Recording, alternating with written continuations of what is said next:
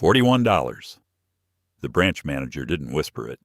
He made sure everyone in the lobby heard. You're really making a scene over $41? A few customers looked up. Someone near the entrance let out a quiet laugh. Even one of the tellers quickly lowered her eyes, pretending to focus on her screen. The old veteran standing at the counter never raised his voice. Frank Holloway, 73 years old, slowly folded his pension statement and slipped it back into its envelope. Then he looked the manager straight in the eye. It isn't the $41. For a moment, neither man spoke. The manager smirked. Then what is it? Frank picked up his worn army cap. It's the promise behind it. He thanked the teller for her time and walked calmly toward the exit. As the glass door closed behind him, the manager chuckled. Some people just don't know when to move on. 24 days later, that same bank agreed to pay Frank Holloway more than $3 million. Not because they had miscalculated his pension, not because they had accidentally taken $41, but because, in front of an entire bank lobby, they laughed at the one promise they were never supposed to break. Frank Holloway had spent most of his life believing that if you kept your word, the world eventually kept its word back. He grew up on a small farm outside Fulton, Missouri, where his father fixed broken tools instead of buying new ones, and his mother saved every receipt in an old cigar box. Paper remembers, she always said. People don't. Frank never forgot those words. At 19, he enlisted in the Army and served a tour in Vietnam. When he came home, he wasn't looking for medals or attention. He wanted an ordinary life. He married Linda, the girl who had waited for him through every letter he mailed overseas. Together, they bought a modest farmhouse, raised 2 daughters, and built a quiet life, one paycheck at a time. For 42 years, Frank worked for the Missouri Department of Transportation, repairing bridges, clearing storm damage, and answering emergency calls in the middle of the night. He rarely called in sick, rarely took vacations, and never complained. Every month, the same pension deduction came out of his paycheck. Every month, without fail. When retirement finally arrived, his pension wasn't large, but it was enough. Enough to keep the lights on. Enough for groceries. Enough for breakfast every first Tuesday of the month at the little diner downtown, before stopping by the bank. It became a routine Frank and Linda never missed, until one Thursday morning. Frank unfolded his latest pension statement while sitting in his truck outside the bank. He checked the number once, then again. $41 were missing. It wasn't enough to change his life, but after nearly 20 years of receiving the exact same payment, it wasn't supposed to change at all. Frank walked back inside carrying only one question. He wasn't looking for an argument. He simply wanted someone to explain why a promise that had lasted for decades had suddenly disappeared. He had no idea that the answer to that question had been sitting inside his family's home for nearly 50 years.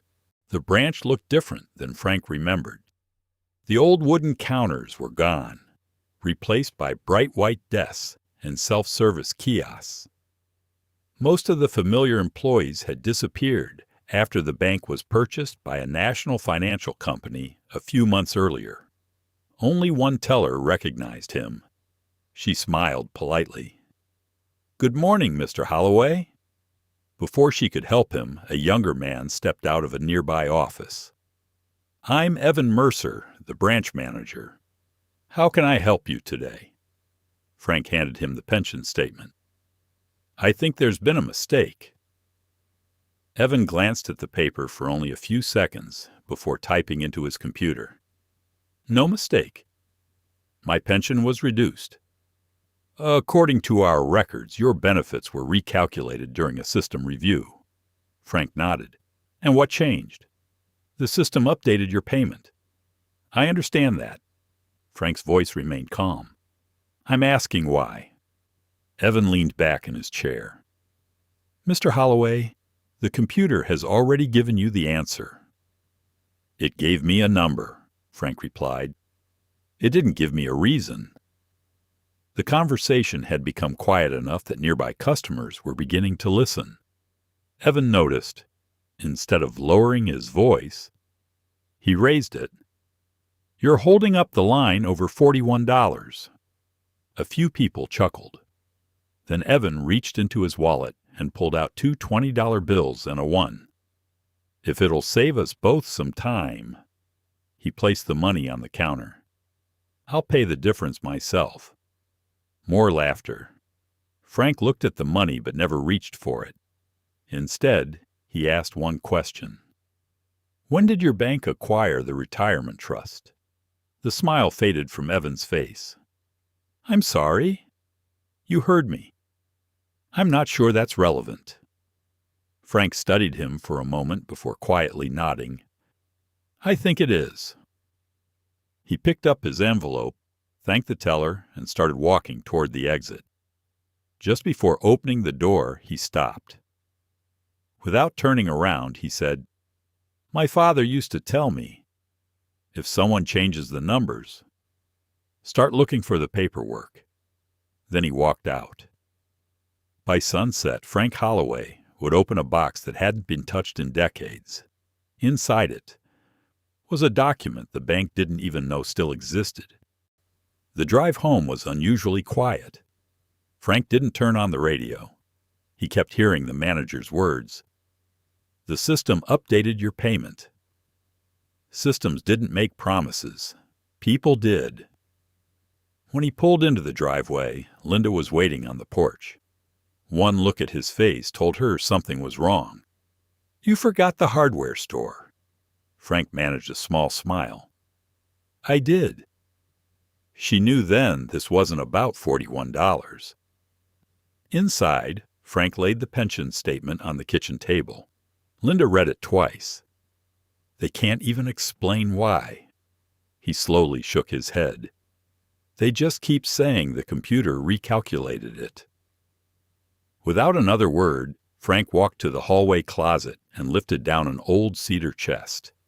It had belonged to his father.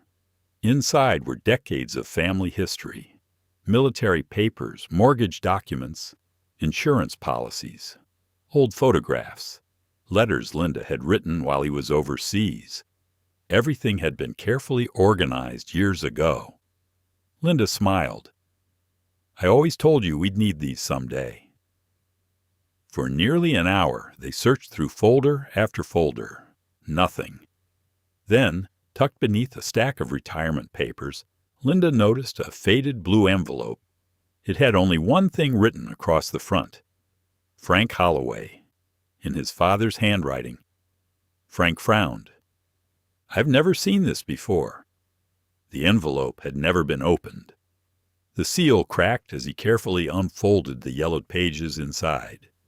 Across the top, in bold letters, were the words, "Missouri Highway Employees Retirement Trust, Supplemental Participation Agreement, effective date, June 12, 1975. Frank read silently. His eyes stopped halfway down the second page. Every month, $41 had been deducted from his paycheck under a separate retirement agreement.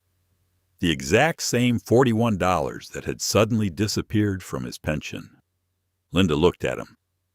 "So, that's what they took?" Frank kept reading. Then his expression changed. "No," he whispered. "That's what they forgot." Near the bottom of the final page, one paragraph had been underlined in blue ink decades earlier.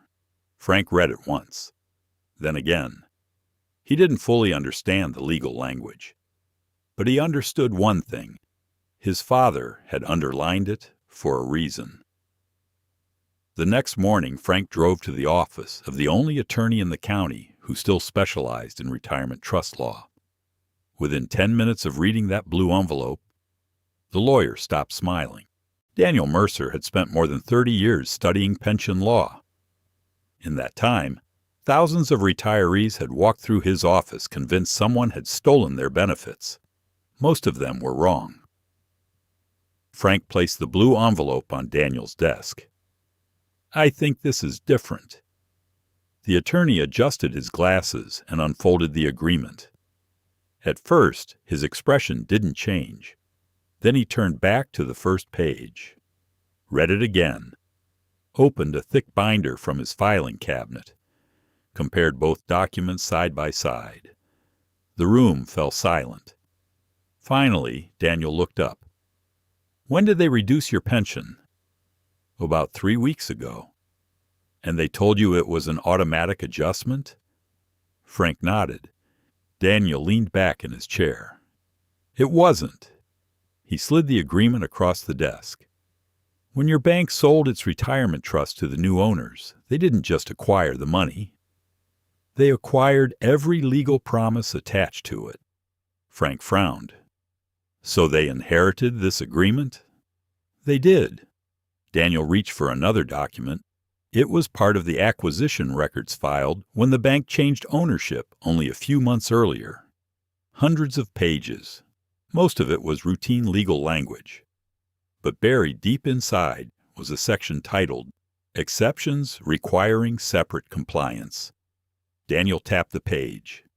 This is what they were supposed to follow.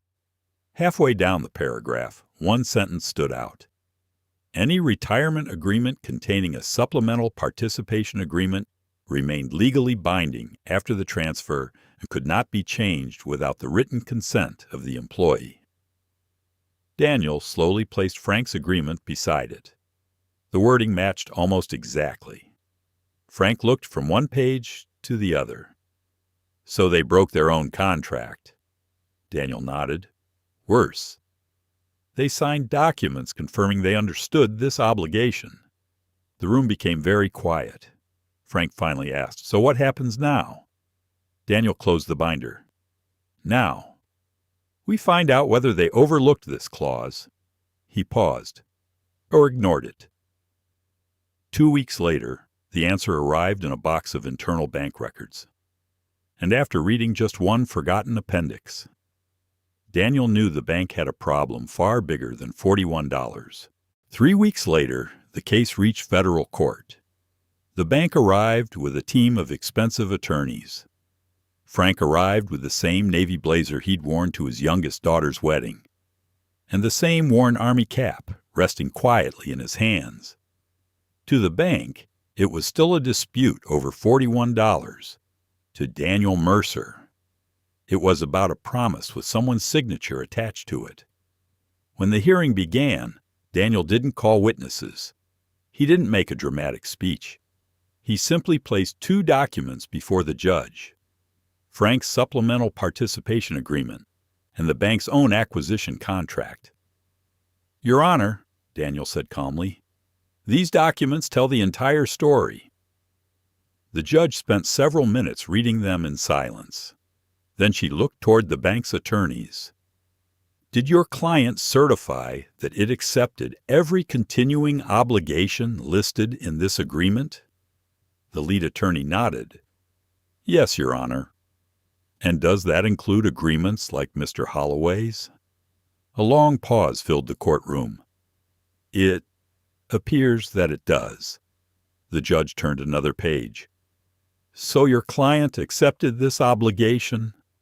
She tapped Frank's agreement, "then reduced his benefits anyway." The attorney cleared his throat. "We believe the reduction resulted from an automated system conversion." The judge closed both documents. "Computers don't approve acquisitions. They don't sign contracts. And they certainly don't break promises." The courtroom fell silent. A few moments later, she delivered her decision.